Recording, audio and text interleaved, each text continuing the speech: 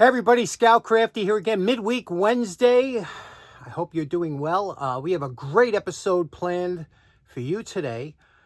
Great send-in from my good friends Jimmy and Lisa Campanella. I think you're really going to enjoy this episode, so sit back, relax, and let's get right to it.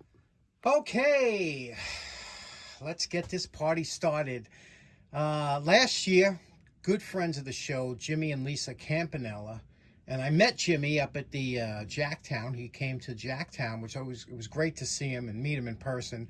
But he's been sponsoring the show for a long time with all kinds of stuff. And he sent a care package over, and I talked about it when I did the body hammer, and I'll show you why. First of all, he sent this great, it's a sign about all electrician knowledge, you know, wire gauges and all kinds of circuit symbols, things like that. It's a tin sign, so we're going to hang that up in the shop here. He also sent over, I told you about that great body hammer that I was going to talk about, and that's the one here. This is a Fairmont. Fairmont makes, see it? They make a really nice body tools, and you can see here, and look at this beautiful hickory, what is it, octagon handle?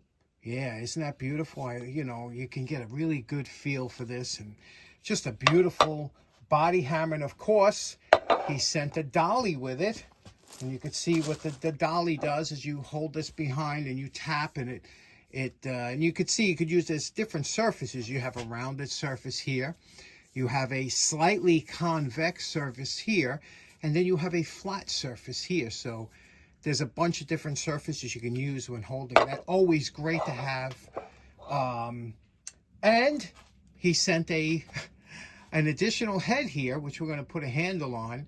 Everybody seems to love these body style hammers, and they really are a lot of fun. This one here is a better quality one than the one I did, but we can really do this one up nice. A lot of people enjoyed that. He sent over a Champion spark firing indicator. Now, what this is, you put this between the coil and the plug, and it shows that you're getting spark, which is always a good thing to know, especially on older vehicles. You know, today we have coil packs and stuff, but these are, especially when you get it in the original box, very cool. And he sent over an array of small screwdrivers. Now, these always come in. Come on, how many times do we use these? Especially when they have the magnet on the back. You see, these are all magnets on the back. You got to pick up a screw or something. And they're all, you can see here, most of them are regular flat bladed. But these here, these real small ones, these are the type you get if you have to do any iPhone repair or something. These super small Torx there, and they're written here what it is. But let me tell you, these, you know, when you get them small screws, there's no other way to use them. Of course, the early ones, look at this. Ice light, huh? How nice is that? I love that. You know, they were the first ones with the really nice handles, but Matco, Snap-on. Jimmy's a big tool collector, does a lot of higher end stuff. You know, USA made, Snap-on, things like that. So that's where he gets the tools. But he also sent over a project. He likes to send projects over that he thinks that the viewers would like to see, and let me show you what he sent. Before we get to the project, what he sent, I just noticed there's a small, this was in the box, and it must have got a little bit dented in shipping. You see the sign, the tin sign? But that's a perfect reason to use the body hammer. See this flat area here? And again, this has the slightest of convexes on here, so it'll flatten it out. But you see here, now it's on a softer area, the carpet, but watch how you would use something like this. You see this dent here? This pronounced dent? Now what you do is you would take it like this and do slight taps all the way down.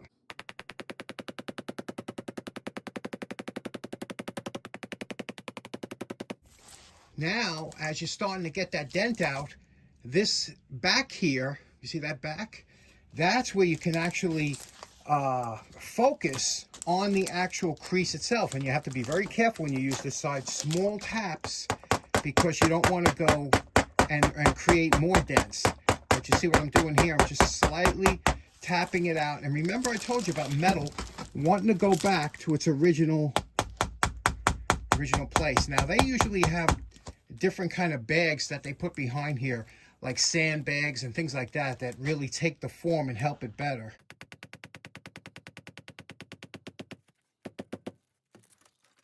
Then you could also put a piece of flat wood behind it and make it even straighter.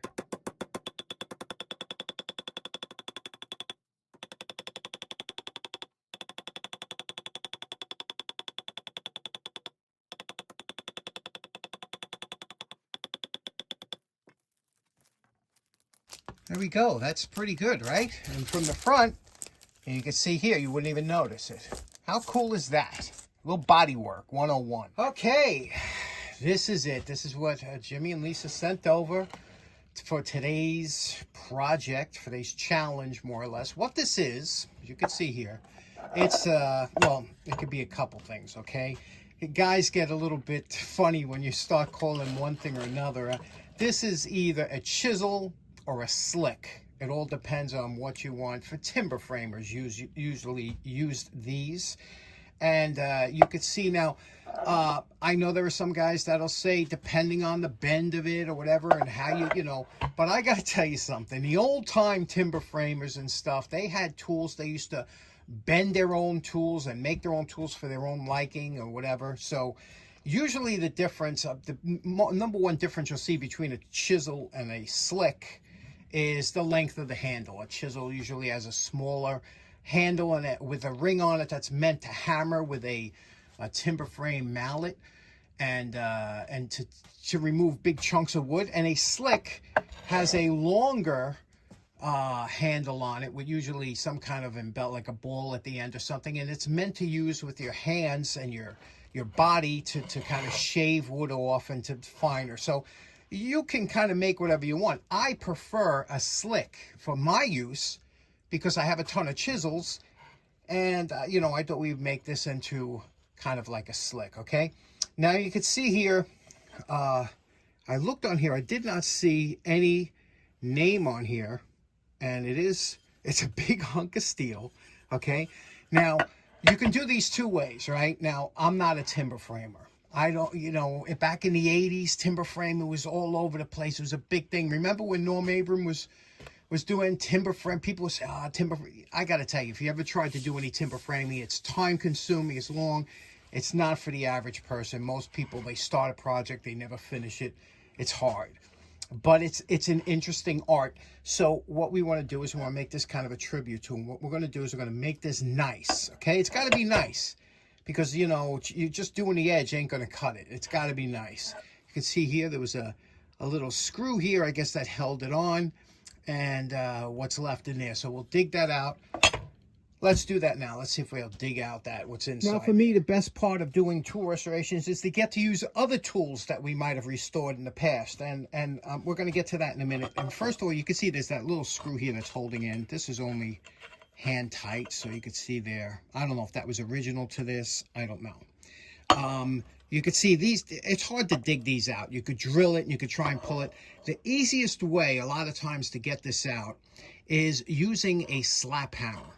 And a slap hammer is nothing more than a shaft with a weight on it, and all the business end is up here.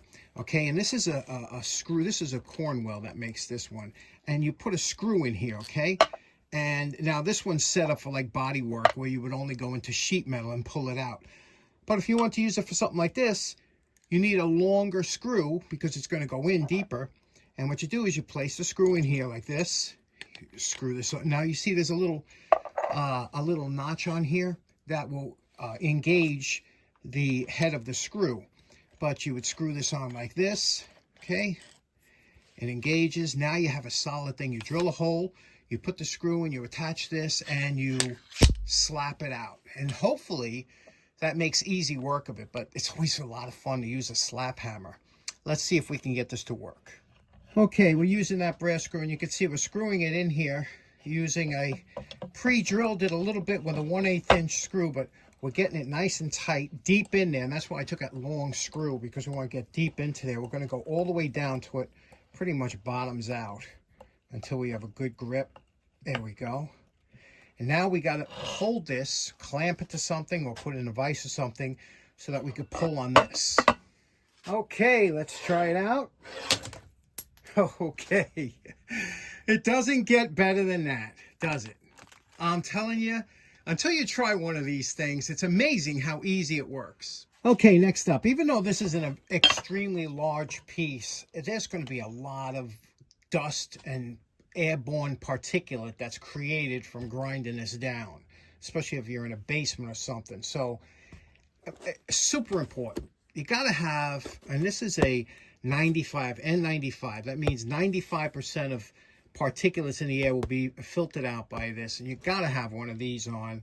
And also, I told you, you got to have one of these if you don't in the shop. A simple box fan.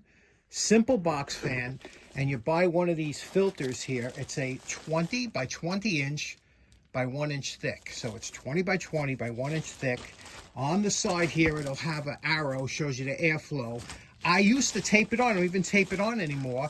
What I do is I just place it in front of the running fan. Let me show you.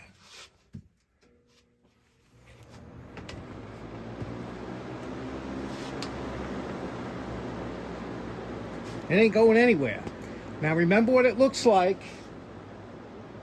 Remember what that looks like now, because I'm going to show you what it looks like when we're finished. It's clean now.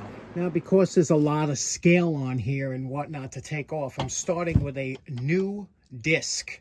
Now, this is a worn disc. It's still fine. You can still use it on a lot of projects that you don't want to, like if I wanted to maybe clean this surface up, I might use this, a slightly worn disc. But for something like this, I want to kind of cut through it quickly. And I'm using a brand new 60 grit. You can see here, this says P60 and it's zirconia. I get these on Amazon and they were very good. They're not thick, but they're good and they work. First thing is we want to go over it very lightly with the new disc just to get a lot of the scale off and to see if there's any name or anything underneath it. Now, this is the result just going. You get to check out if there's any pits or cracks. And you can see here towards the front, because that's high carbon steel. And also we found the name, the TH Witherby. They were a big producer of chisels and slicks. And now you can see we're checking out what we have. We're always going over it. And look, this is only an hour into it. And do you see the dust that's in that fan? Okay, now we're going to use the worn disc and we're going to go over the handle. Okay, that's what it's good. Now we're going to put it in the vise, but you have to chalk it up with a piece of wood to make sure you get a good grip on there. And we're going to, again, finish up with the handle and some of the shoulder work. Now, because the disc is slightly worn, it's not going to take off as much. But one good thing to remember, you see I do a lot of drag strokes. Even here on the shoulder, you'll see I bring it from the top down. I'm only dragging it. I'm not working my way up and down, just down. And that helps keep the angle of whatever you're working. And you just drag it, and then eventually you'll, even if you have deeps, like we have deep gouges on this side, just keep dragging it down, and eventually you'll get rid of everything right down to clean metal.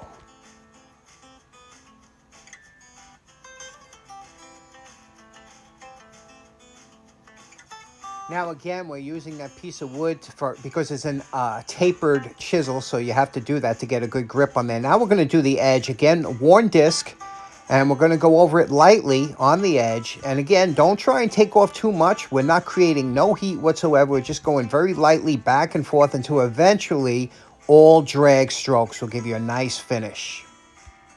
We're about 2 hours into the project. Check out that filter. 2 hours, and look at it.